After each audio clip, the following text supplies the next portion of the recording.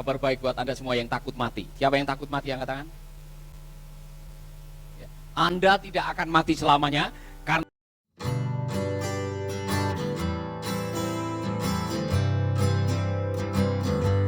kalau saya minta saudara memberikan satu kalimat, apa arti kebangkitan Yesus bagi saudara? Jawaban saudara apa?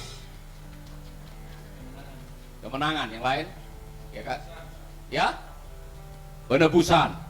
Apa arti kebangkitan Yesus? Sadar diri. Yang lain? Membuktikan bahwa dia Tuhan. Saudara-saudara, tadi pagi saya merenungkan ada dua khotbah. Satu khotbah Pak Rick Warren yang mengatakan, saudara-saudara, para murid tidak yakin kalau Yesus bangkit. Padahal Yesus sudah mengucapkan kira-kira 3 kali menubuatkan anak manusia akan mati dan bangkit pada hari yang ketiga. Dia juga pernah menubuatkan robohkan bait Allah dalam 3 hari akan dibangun kembali. Saudara-saudara, para murid tidak yakin. Justru yang percaya itu orang-orang yang tidak menjadi murid Yesus. Tentara Romawi, orang-orang yang ikut menyalibkan itulah yang was-was kalau Yesus bangkit. Buktinya kubur itu ditutup, ya kan? Dijaga dan disil, namanya disil, dimeterai. Dijaga jangan sampai ada yang mencuri atau jangan sampai dia bangkit. Dan betul, saudara-saudara, hari itu di mana Yesus bangkit itu ada gempa yang menggolekkan batu kubur itu, dan semua penjaganya tahu. Semua tentara yang menjaga kubur itu tahu. Kemudian mereka yang disuap untuk mengatakan bahwa murid-muridnya yang mencurinya, atau dia tidak bangkit, atau pokoknya suruh menyangkali bahwa Yesus bangkit. Kenapa? Kenapa orang Farisi begitu concern, begitu takut dengan kebangkitan Yesus? Sampai-sampai harus menyuap para prajurit yang menjaga kubur Yesus. Karena nomor satu, ternyata kebangkitan Yesus itu memang dahsyat, saudara. Kalau saudara mengikuti apa yang tertulis di dalam kitab Efesus pasal 1 ayat 19 dan 20. Efesus ayat 1 pasal 1 ayat 19 dan 20 mengatakan begini. Dan betapa hebatnya kuasanya, atau betapa hebat kuasanya bagi siapa? Saudara baca baik-baik. Dan betapa hebat kuasanya bagi siapa? Bagi saya yang percaya. Bagi yang tidak percaya, tidak akan merasakan kehebatan kuasa kebangkitan Kristus. Mengapa? Sesuai dengan kekuatan kuasanya yang dikerjakannya di dalam Kristus dengan apa? Membangkitkan dia dari antara orang mati dan mendudukkan dia di sebelah kanannya di surga. Ayat yang lain mengatakan kuasa yang membangkitkan Kristus dari kematian, kuasa itu juga yang ada di dalam diri saudara. Maka Yesus mengatakan roh yang ada di dalam kamu itu jauh lebih besar daripada roh yang ada di dalam dunia ini. Persoalan, mengapa para murid ketakutan kalau Yesus bangkit? Mengapa ada yang tidak menyadari bahwa dia bangkit padahal dia sedang berjalan bersama dengan dia? Mengapa ada yang menyangka dia sebagai hantu? Karena apa? Tidak percaya. Jadi bagi orang yang percaya akan mengalami kuasanya. Di belakang saya ini ada kabel colokan. Saudara tahu bahwa di kabel colokan itu ada arusnya? Bagaimana saudara tahu dan bisa merasakan kekuatan arus listrik itu? Ya kan? Saudara tahu bahwa kabel yang ada di belakang saya ini ada kekuatan arusnya? Saudara percaya? Karena saudara percaya, saudara nyolokin sesuatu. Ya kan? Karena saudara percaya, saudara pakai kulkas, saudara pakai pelurus rambut, saudara pakai hair dryer, saudara pakai juicer, saudara pakai kompor listrik, saudara pakai pemanas roti, pemanggang roti untuk mengalami atau untuk mendapatkan manfaat dari kuasa atau kekuatan listrik. Jadi kalau saudara bayar listrik tiap bulan, tapi tidak pernah dipakai, saudara rugi, iya kan? Betul tidak, saudara? Saya bayar listrik tiap bulan,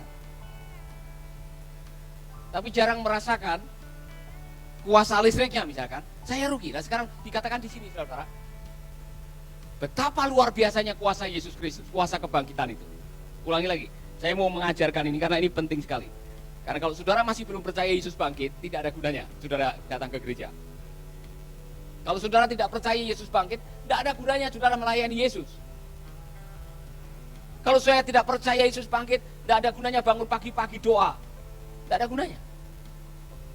Kalau saudara doa pagi-pagi, doa malam, baca firman, tapi tetap tidak percaya bahwa Yesus bangkit, imanmu tidak ada gunanya. Jadi saudara beli obat sesuai dengan resep dokter. Dokter bilang minum obat ini 3 kali selesai makan. Saudara percaya tidak apa kata dokter? Jadi kalau saudara percaya apa kata dokter, saudara beli obat kemudian minum. Tapi kalau saudara beli obat taruh di almari, tiap selesai makan saudara memandangi obat dan mengatakan terima kasih obat. Dokter bilang engkau menyembuhkan. Tapi saudara tidak pernah meminum obat itu, tidak menggunakan, tidak apply the power of the resurrection, saudara tidak mendapatkan apa-apa. Terbukti. Para murid yang pulang kampung ke Emmaus, para murid yang ketakutan, semua rumah jendelanya ditutup, pintu ditutup. Para murid yang menyangka Yesus sebagai hantu adalah orang-orang yang tidak percaya bahwa Yesus bangkit. Nah, mari kita akan lihat. Lalu apa manfaat keyakinan kita ketika kita percaya bahwa Yesus bangkit? Nomor 1. Ini luar biasa, saudara-saudara. Kabar baik buat Anda semua yang takut mati. Siapa yang takut mati angkat tangan? Anda tidak akan mati selamanya, karena 1 Korintus 6 ayat 14 mengatakan, Allah yang membangkitkan Tuhan akan membangkitkan kita juga oleh kuasanya. Dengar baik-baik. Allah yang membangkitkan Tuhan akan membangkitkan kita juga oleh kuasanya. Jadi orang yang percaya kepada Yesus, saudara akan dibangkitkan dengan kuasa yang dipakai untuk membangkitkan Yesus. Sehingga tidak ada istilah kematian kekal. Tengok teman saudara dan mengatakan jangan takut mati. Anda akan dibangkitkan. Amin. Haleluya. Kabar baik. Di dalam tubuh kebangkitan, saudara, wajah saudara berbeda dengan tubuh sebelum kematian. Di surga tidak perlu pedicure, manicure. Di surga tidak perlu pakai glowing. Di surga tidak perlu mandi lulur. Wajah kita adalah wajah kemuliaan. Amin. Walaupun pada waktu di Taman Mumbul, waktu Anda dimasukkan, setelah 2 tahun wajahnya semua sama, tengkorak semua sama. Setelah kita dibangkitkan, kita akan memiliki tubuh kebangkitan. Amin. Kitab Wahyu juga mengatakan, banyak kitab yang lain mengatakan, Anda harus meyakini bahwa kebangkitan mengalahkan kuasa maut. Amin. Resikonya, bagaimana dengan orang-orang yang Anda cintai, yang masih belum percaya kepada Yesus? Karena keyakinan Anda bisa menjadi titik penentu perpisahan selama-lamanya. Orang tua, saudara, teman yang belum percaya kepada Yesus tidak akan mengalami kebangkitan. Artinya, selama kita hidup, Anda punya obligasi, Anda punya kewajiban, beritakanlah kabar sukacita ini. Kabar bahwa orang yang percaya kepada Yesus akan dibangkitkan. Dan cara supaya Anda dibangkitkan percaya, Anda harus percaya kepada Yesus. Yang kedua, Anda harus mati. Kecuali Yesus datang pada waktu saudara masih hidup. Jadi kematian sudah kehilangan sengatnya. Maut sudah tidak ada kuasanya, karena di dalam Kristus ada kebangkitan. Amin. Haleluya. Jadi jangan takut mati. Mau mati di mana saja, mati dengan cara apa saja, tetap kita yang percaya kepada Yesus akan dibangkitkan.